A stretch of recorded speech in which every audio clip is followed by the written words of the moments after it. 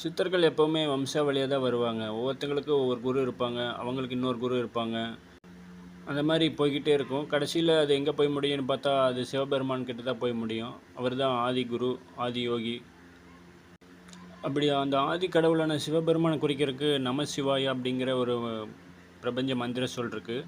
அந்த மாதிரி ஒவ்வொரு சித்தர்களும் தன்னோட பிரபஞ்ச பேரியக்கத்தை அழைக்கிறதுக்கு ஒரு மந்திர சொல் வச்சுருக்காங்க. அது என்னென்னு நம்ம பார்க்கலாம்.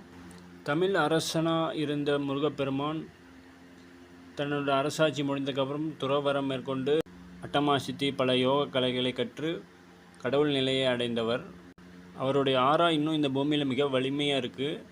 அவரோட சீடர்களான அகத்தியர், போகர், கடைசி நூற்றாண்டில் அவதரித்த வள்ளலார் வரைக்கும் அவர் தான் குருவாக இருக்கார். அப்படி வம்சாவளியாக வந்த அந்த தமிழ் சித்தர்கள் தன்னோட பிரபஞ்ச பேர் இயக்கத்தை அழைக்கிறதுக்கு ஒரு மந்திர சொல்ல அவர்கள் நூல்களில் நமக்கு கொடுத்துருக்காங்க. அது என்னன்னு பார்க்கலாம். பிரபஞ்ச பேர் இயக்கத்தை பிரணவ மந்திரமாக முருகப்பெருமான் நமக்கு ஓம்ங்கிற மந்திர சொல்ல நமக்கு கொடுத்துருக்காரு. அது மிக சக்தி வாய்ந்தது.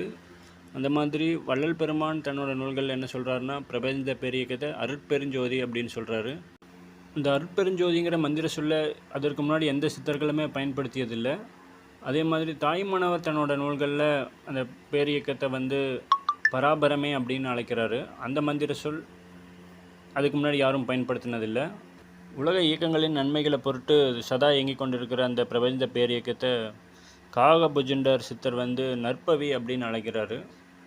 அது மிக சக்தி வாய்ந்த ஒரு மந்திரம். அடுத்தது நாராயண ரிஷி அப்படின்னு ஒரு சித்தர் இருக்கார். அவர் யாருன்னு எல்லாத்துக்கும் நல்லா தெரியும். அவர் ஒரு சித்தர் தான். இப்போ அவர் கடவுளாக இருக்கார்.